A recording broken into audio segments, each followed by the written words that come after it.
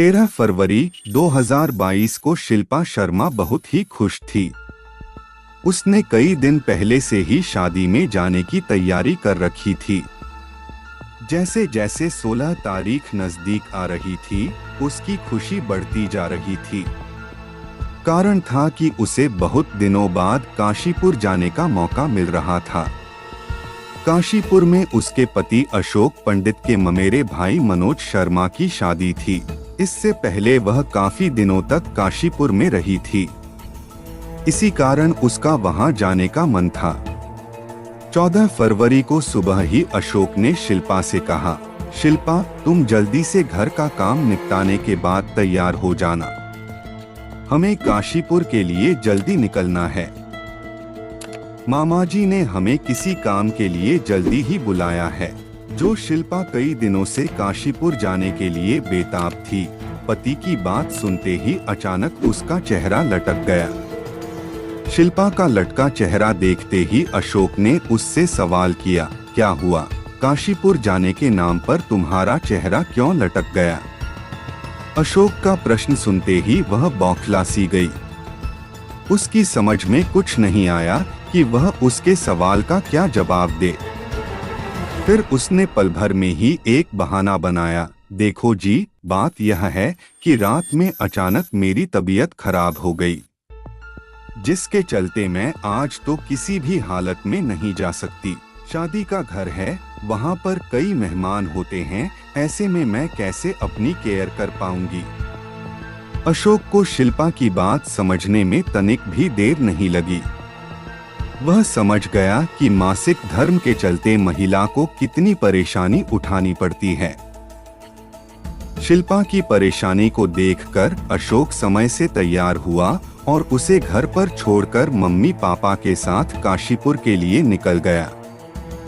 अशोक के घर से निकलते ही शिल्पा ने ऐसे राहत की सांस ली जैसे उसके सिर का बोझ कम को गया हो। वह अपने बाकी कामों को निपटाने में लग गई।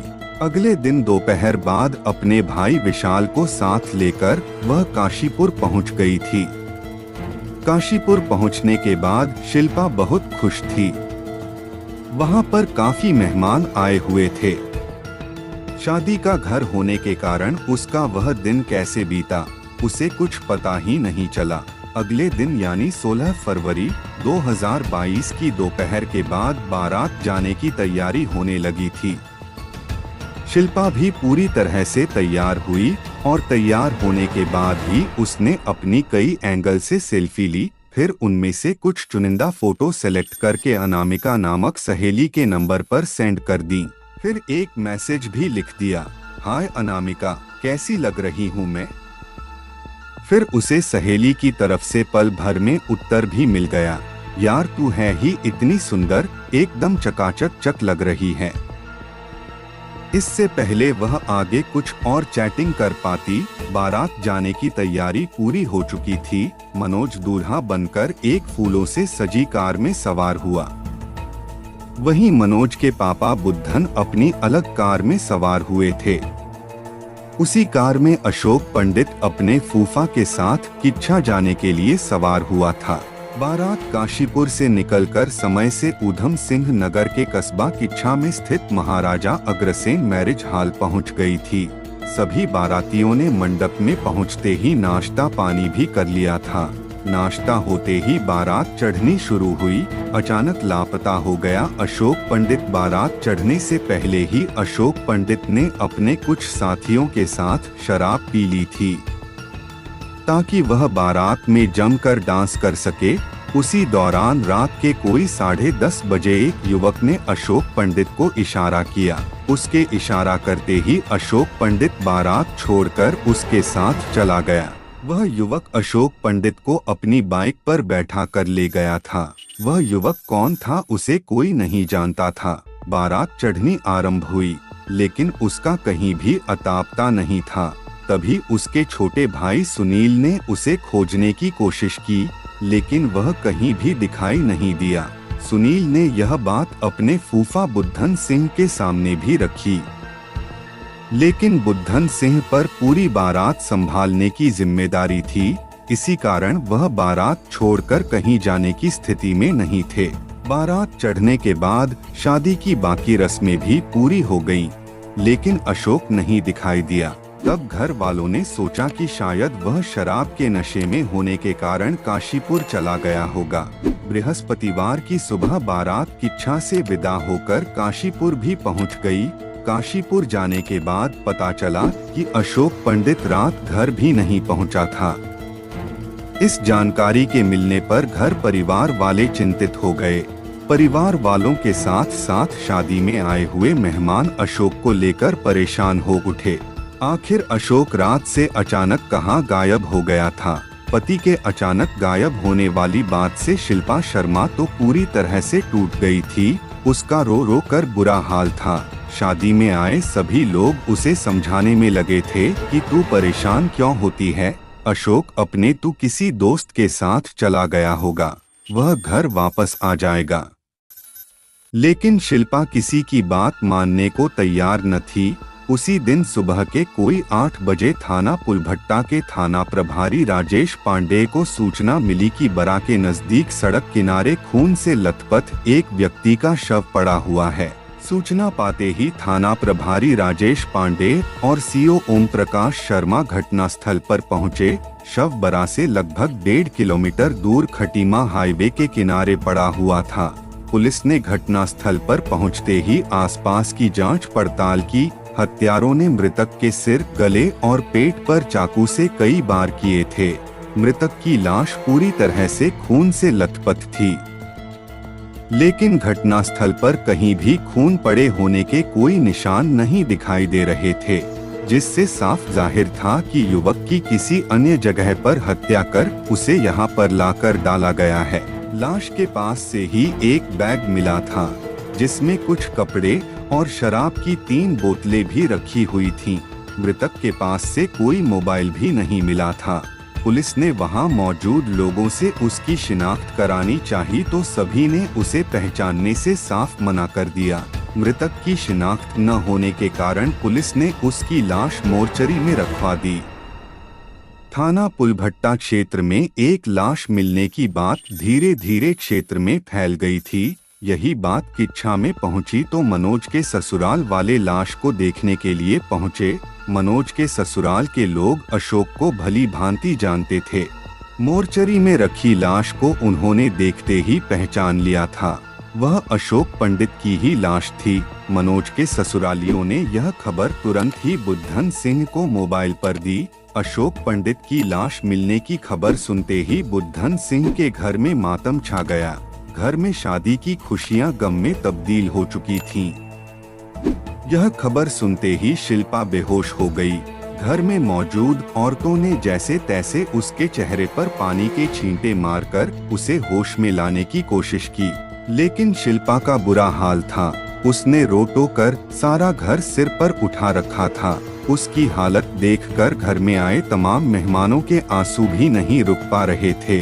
अशोक की हत्या की बात सुनते ही उसके पिता कृष्ण पंडित अपने रिश्तेदारों को साथ लेकर थाना पुलभट्टा थाने पहुँचे। पुलिस ने मोर्चरी में रखी लाश उन्हें दिखाई तो वह फफक फफक रोने लगे। उन्होंने लाश की शिनाख्त अपने बेटे अशोक पंडित के रूप में कर ली। पुलिस ने आवश्यक जानकारी लेने के बाद लाश पोस्टमार्टम के लिए भिजवा दी। 17 फरवरी 2022 को इस मामले में सुमित कुमार की तरफ से अज्ञात हत्यारों के खिलाफ हत्या का मुकदमा दर्ज कराया गया। मुकदमा दर्ज होते ही पुलिस ने इस मामले की तहकीकात शुरू कर दी। यह मामला 3 अलग अलग जगहों से जुड़ा हुआ था। मृतक अशोक पंडित उत्तर प्रदेश के जिला मुजफ्फरनगर के खतौली निवासी कृष्ण पंडित का बेटा था। वह काशीपुर उत्तराखंड के गांव हेमपुर इस्माइल में अपने फुफेरे भाई मनोज शर्मा की शादी में शामिल होने आया हुआ था। उसी शादी के दौरान किच्छा में उसकी किसी ने हत्या कर दी थी। पुलिस ने सबसे पहले काशीपुर जाकर अशोक के बारे में उसके घर वालों से पूछताछ की। पुलिस पूछताछ के दौरान मृतक के साले विशाल शर्मा ने बताया कि बारात चढ़ने के दौरान उसने अपने जीजा को आखिरी बार किसी अज्ञात व्यक्ति की मोटरसाइकिल पर बैठकर जाते देखा था। उसके बाद से अशोक गायब ही हो गया था। जानकारी मिलने के बाद पुलिस ने महाराजा अग्रसेन मैरिज पैलेस के निकट इंटराज फैक्ट्री के आसपास लगे सीसीटीवी कैमरों की फुटेज देखी तो बाइक चलाने वाले युवक का चेहरा साफ नहीं दिखाई दिया। इस मामले को गंभीरता से लेते हुए एसएसपी ममता बोरा ने इस केस को खोलने के लिए एसओजी प्रभारी कमलेश भट्ट के नेतृत्व में 4 अलग अलग टीमों का गठन किया। एसओजी प्रभारी कमलेश भट्ट को इस केस की जिम्मेदारी मिलते ही उन्होंने सबसे पहले मृतक की पत्नी शिल्पा से पूछताछ की। पूछताछ में शिल्पा ने बताया कि वह तो पति के काशीपुर आने के एक दिन बाद ही काशीपुर पहुंची थी। काशीपुर आने के बाद भी उसके पति शादी की तैयारी में ज्यादा व्यस्त थे, जिसके कारण उन दोनों की यहां पर आने के बाद ज्यादा बात भी नहीं हो पाई थी। 16 फरवरी को वो शादी में चले गए। उसके बाद उनके साथ किया हुआ उसे कुछ नहीं मालूम। पुलिस पूछताछ के दौरान मृतक अशोक के साले विशाल ने पुलिस को जानकारी देते हुए बताया कि जिस वक्त घुड़चढ़ी का प्रोग्राम हो रहा था उसी वक्त उसकी निगाह अशोक पर पड़ी थी। उस वक्त अशोक किसी की बाइक पर बैठ रहा था। विशाल ने अशोक को इशारा करके पूछा कि जीजा कहाँ जा रहे हो। तब अशोक ने कहा था कि वह थोड़ी देर में लौट आएगा। फिर रात के 11 बजे अशोक ने फोन करके विशाल को बताया कि आप लोग खाना खा लेना, मुझे आने में कुछ देर लगेगी। इसके बाद से ही अशोक का मोबाइल बंद हो गया था। विशाल के द्वारा दी गई जानकारी से यह बात तो साफ हो गई थी कि हत्यारा जरूर उसका परिचित ही रहा होगा। उसके बाद एसओजी टीम घटनास्थल से लेकर बारात घर से अग्रसेन भवन तक के सीसीटीवी कैमरे खंगालने में जुट गई। अशोक की हत्या क्रूरतम ढंग से की गई थी, जिससे साफ था कि हत्यारों से उसकी गहरी रंजिश रही होगी। पुलिस जानती थी कि अगर ऐसा होगा तो उसकी बीवी को ज्यादा जानकारी होगी।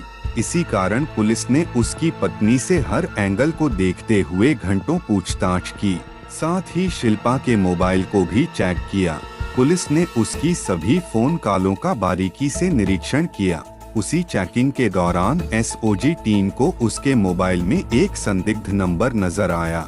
वह नंबर जीनत खान के नाम से सेव था। उस नंबर पर शिल्पा की सबसे ज्यादा और लंबी बातें होती थीं। उसी नंबर के व्हाट्सएप पर शिल्पा ने काफी चैटिंग भी की थी। साथ ही उसी नंबर पर मनोज की शादी के कार्ड की कॉपी भी उसने सेंड की थी। जीनत खान के बारे में एसओजी टीम ने उससे जानकारी मांगी तो उसने बताया कि वह उसकी पुरानी सहेली है, जो उससे हर रोज बात करती रहती है। एसओजी टीम ने जब उससे उसका पता पूछा तो वह कोई संतोषजनक उत्तर नहीं दे पाई, जिसके कारण शिल्पा पुलिस की निगाहों में चढ़ गई। एसओजी टीम को लगने लगा था कि वह सफलता की सीढ़ी पर पांव रख चुकी है। पुलिस के सामने शिल्पा का चेहरा उतर गया। उसके चेहरे पर हवाइयां उड़ती देख उससे कड़ाई से पूछताछ की तो वह पुलिस के सामने ज्यादा देर तक नहीं टिक सकी। वह जल्दी ही टूट गई और उसने स्वीकार किया कि उसने अपने प्रेमी अमित अग्निहोत्री व उसके दोस्त अंकित तिवारी से पति की हत्या कराई है। उसने पुलिस को बताया कि उसका अमित के साथ पिछले 3 साल से प्रेम प्रसंग चल रहा था। इस जानकारी के मिलते ही एसओजी टीम अभियुक्तों के पीछे पड़ गई। 19 फरवरी 2022 को एक मुखबिर की सूचना पर पुलिस टीम ने पुलभट्टा बॉर्डर के पास से दोनों अभियुक्तों अमित अग्निहोत्री व अंकित त्रिपाठी को भी गिरफ्तार कर लिया। गिरफ्तारी के बाद तीनों आरोपियों से की गई पूछताछ में एक हैरतअंगेज कहानी उभर कर सामने आई। उत्तर प्रदेश जिला मुजफ्फरनगर के खतौली शुगर मिल आवासीय कॉलोनी में रहता था कृष्ण पंडित का परिवार। कृष्ण पंडित शुगर मिल के कर्मचारी थे। उनका छोटा सा परिवार था। उन्होंने अपने सबसे बड़े बेटे संतोष की पहले ही शादी कर दी थी। संतोष राजमिस्त्री था। शादी के बाद वह अपनी पत्नी को लेकर अलग रहने लगा था। उनके बाकी 2 बेटे अशोक दूसरे नंबर का और उससे छोटा सुमित था। अशोक पंडित ने भी होश संभालते ही अपनी जिम्मेदारी को समझा और अपने बड़े भाई के साथ मजदूरी करने जाने लगा था। कृष्ण पंडित के क्वार्टर के नजदीक ही रहता था श्यामलाल का परिवार। श्यामलाल शुगर मिल में ही ड्राइवर थे। उनके परिवार में भी 2 बेटे और 2 ही बेटियां थीं। शिल्पा उन्हीं की बेटी थी। श्यामलाल ने अपने बच्चों को शुरू से अच्छी शिक्षा दिलाने के लिए उनका दाखिला भी अच्छे कॉन्वेंट में कराया था। शिल्पा देखने में सुंदर थी। उसी दौरान अशोक पंडित की नजर उस पर पड़ी। दोनों ही पड़ोसी थे। इसी कारण दिन में न जाने कितनी बार दोनों का आमना सामना होता रहता था। शिल्पा की सुंदरता एक बार अशोक पंडित पर हावी हुई तो वह उसका दीवाना ही बनकर रह गया। फिर उसे आते जाते चाहत भरी निगाहों से निहारने लगा था। अशोक पंडित उस समय अपने भाई के साथ काम पर जाने लगा था। देखने भालने में वह भी ठीक ठाक था। शिल्पा ने कई बार उसकी निगाहों को पढ़ने की कोशिश की थी। वह समझ गई थी कि अशोक उससे क्या चाहता है। शिल्पा भी उस समय जवानी के 18 साल पार कर चुकी थी। दोनों के दिलों में एक दूसरे के प्रति चाहत पैदा हुई और दोनों एक दूसरे को प्यार कर बैठे। प्यार होते ही दोनों अपने परिवार वालों की नजरों से बचते बचाते मिलने भी लगे थे। शिल्पा पढ़ी लिखी और समझदार थी। वह पढ़ लिख कर अपने माँ बाप का नाम ऊंचा करना चाहती थी, लेकिन अशोक पंडित की चाहत ने उसे रास्ता ही भटका दिया। शिल्पा का परिवार पढ़ा लिखा और इज्जतदार था। वह जानती थी कि उसके परिवार वाले कभी भी उसकी शादी अशोक के साथ करने को तैयार नहीं होंगे। फिर भी उसने अशोक को अपना जीवन साथी चुनकर अपनी जिंदगी का अहम फैसला ले लिया। उसने अशोक को पूरा विश्वास दिलाया कि उसकी जिंदगी में चाहे कितना भी आंधी तूफान आए, वह उसका साथ नहीं छोड़ेगी। कुछ समय तक तो दोनों अपने घर वालों की आंखों में धूल झोंककर आंख मिचौली का खेल खेलते रहे। लेकिन एक दिन ऐसा भी आया कि दोनों की हकीकत परिवार वालों के सामने आ ही गई, जिसके बाद दोनों परिवारों में मनमुटाव बढ़ा और दोनों के मिलने पर पाबंदियां लग गई। इसके बाद भी दोनों ने हार नहीं मानी। दोनों अपने घर वालों को चकमा देकर घर से निकल गए। सन 2013 में दोनों ने घर से भागकर एक मंदिर में शादी कर ली और फिर किराए का मकान लेकर अपनी जिंदगी का सफर शुरू किया। उस वक्त तक शिल्पा ने स्नातक की पढ़ाई पूरी कर ली थी। शिल्पा से शादी करने के बाद भी अशोक का संपर्क उसके घर वालों से बना रहा, लेकिन शिल्पा के घर वालों ने उससे पूरी तरह से रिश्ता ही खत्म कर लिया था। उसके बाद वह कई बार अशोक के साथ खतौली उसके घर गई, लेकिन उसके घर वालों ने उसकी तरफ एक नजर उठाकर भी नहीं देखा। शिल्पा ने अपनी स्नातक की परीक्षा पास करने के बाद मेरठ के एक प्राइवेट कॉलेज में एएनएम का कोर्स करने के लिए दाखिला ले लिया था। उसका एएनएम का कोर्स भी पूरा हो चुका था। शिल्पा को उम्मीद थी कि एएनएम कोर्स करने के बाद किसी अस्पताल में एक नर्स के रूप में काम कर लेगी, जिसके सहारे उसकी गुजर बसर हो जाएगी। शिल्पा को इसके बाद भी आशा थी कि शादी के कुछ दिन बाद उसके घर वाले मान जाएंगे, लेकिन उसके अरमानों पर पानी फिर गया था। उसके सपने तो चकनाचूर हो ही गए थे। अशोक की कमाई से उसके सपने साकार नहीं हो सकते थे। शिल्पा ने कभी एक डॉक्टर बनने के सपने संजोए थे, लेकिन प्यार की धारा में उसके कदम ऐसे लड़खड़ाए कि उसे अब अपना भविष्य ही अंधकारमय लगने लगा था। शिल्पा से शादी करने के कुछ समय बाद ही वह उसे लेकर काशीपुर में अपने फूफा बुद्धन सिंह के घर चला आया।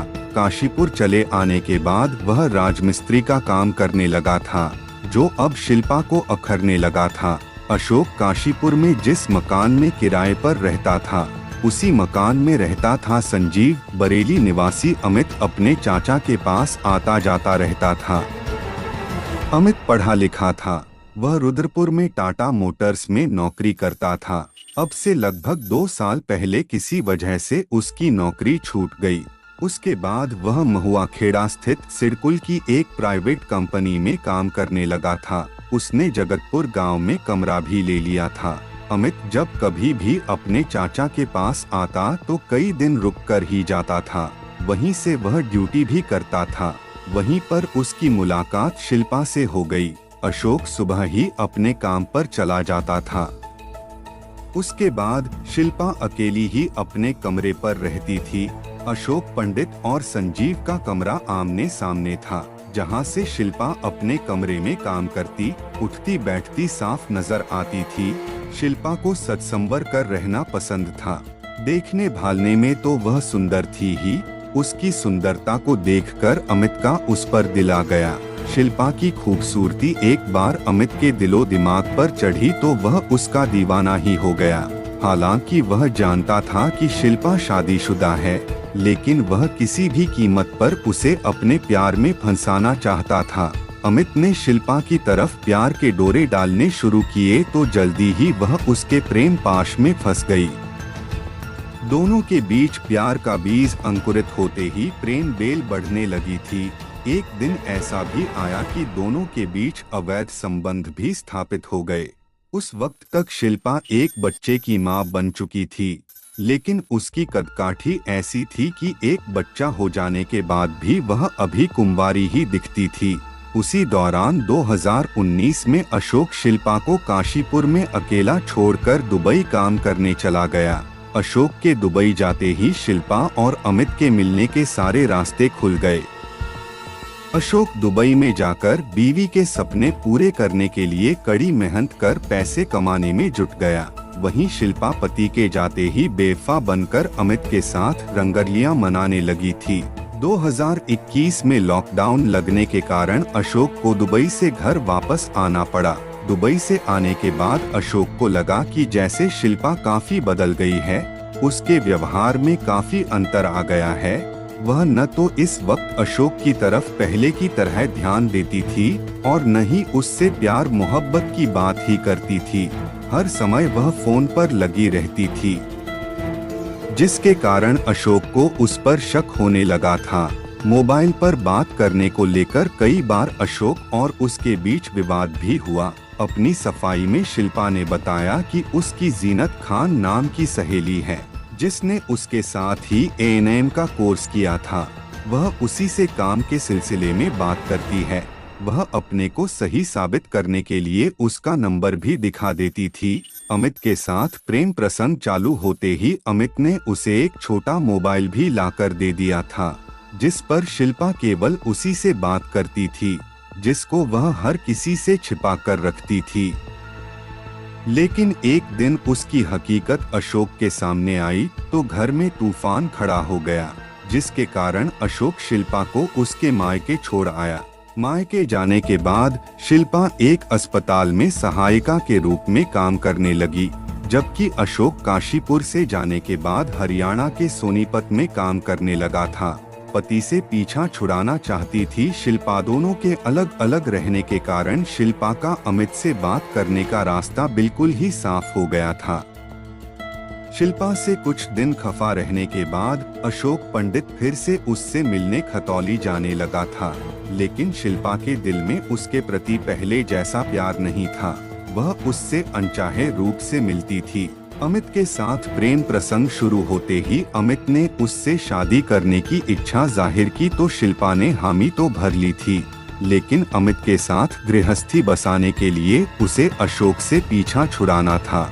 उसी अड़चन को खत्म करने के शिल्पा ने अमित को खतौली बुलाया। अमित एक रात खतौली में उसके कमरे पर रुका, जहां पर अशोक से पीछा छुड़ाने की रणनीति तय हुई, लेकिन किसी भी योजना में वह सफल नहीं हो पा रहे थे। उसी योजना के चलते शिल्पा को पता चला कि 16 फरवरी 2022 को काशीपुर निवासी अशोक के फूफा बुद्धन सिंह के बेटे मनोज की शादी है। उसे भी उस शादी में शामिल होने का मौका जरूर मिलेगा। इस जानकारी के बाद वह अमित के साथ संपर्क नहीं कर पा रही थी, न ही उसे उससे मोबाइल पर बात करने का मौका ही मिल पा रहा था। यही कारण था कि 14 फरवरी को उसने मासिक धर्म का बहाना बनाकर अशोक के साथ काशीपुर जाने से मना कर दिया था। अशोक के काशीपुर चले जाने के बाद उसने रात में ही अमित से बात की, जिसके दौरान पूरी योजना को अंजाम देने के लिए रणनीति बनी। अमित अशोक की मजबूरी समझता था। वह शराब का आदी बन चुका था। जब नशा उसके सिर पर चढ़ जाता है तो वह सब कुछ ही भूल जाता था। योजना में फुफेरे भाई को किया शामिल। अमित भी समझता था कि अशोक को अपने और शिल्पा के बीच से हटाने का इससे बढ़िया मौका नहीं मिलेगा। यह योजना बनते ही अमित ने इस काम के लिए अपने फुफेरे भाई बरेली के गांव मठ लक्ष्मीपुर निवासी अंकित तिवारी को 40,000 रुपए का लालच देकर अशोक की हत्या करने के लिए तैयार कर लिया था। अशोक की हत्या के इरादे पर आखिरी मोहर लगने के बाद ही 16 फरवरी की शाम को ही अमित और अंकित दोनों ही बाइक नंबर यूपी 25 CN 8216 से बरेली से किच्छा महाराजा अग्रसेन मैरिज पैलेस पहुँचे। पैलेस पहुँचते ही दोनों ने खाना खाया। अशोक पंडित अमित को जानता था। उसी जान पहचान के कारण अमित ने अंकित को भी उससे मिलवाया था। खाना खाने के बाद अमित और अंकित मौके की तलाश में लग गए। अशोक पंडित ने पहले ही शराब पी रखी थी, जैसे कि अशोक पंडित अकेला नजर आया। अमित ने अंकित को बुलाने का इशारा किया। अंकित का इशारा पाते ही वह उसके पास आ गया। उसके बाद अमित ने शराब पीने की इच्छा जाहिर की और कहीं एकांत जगह की तरफ चल दिया। अंकित ने अमित और अशोक पंडित दोनों को बाइक पर बिठाया और पुलभट्टा की तरफ चल दिए।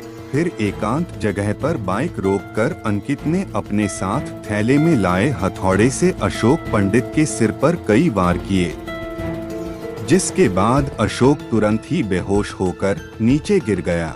अधिक खून के निकलने की वजह से कुछ ही देर में अशोक पंडित वहीं पर ढेर हो गया। अशोक पंडित के खत्म होते ही दोनों उसे खींचते हुए सड़क के बाईं ओर झाड़ियों में ले गए। झाड़ियों में ले जाने के बाद दोनों ने क्रूरता दिखाते हुए चाकुओं से उसे बुरी तरह से गोद डाला। अशोक को मौत की नींद सुलाने के बाद हथौड़ा और चाकू पास के खेत में फेंक दिए। फिर दोनों बाइक से रात में ही बरेली चले गए। अगले दिन 17 फरवरी को 9:15 बजे अमित ने शिल्पा को फोन कर उसकी हत्या की बात बताई। इस केस के खुलते ही पुलिस ने अभियुक्त अमित और अंकित की निशानदेही पर बाइक, चाकू, हथौड़ा व वारदात के समय अभियुक्तों के द्वारा पहने गए कपड़े भी बरामद कर लिए थे। अभियुक्तों की गिरफ्तारी के बाद पुलिस ने दर्ज केस में धारा 34, 201, 120B की जोड़कर मुकदमा दर्ज किया।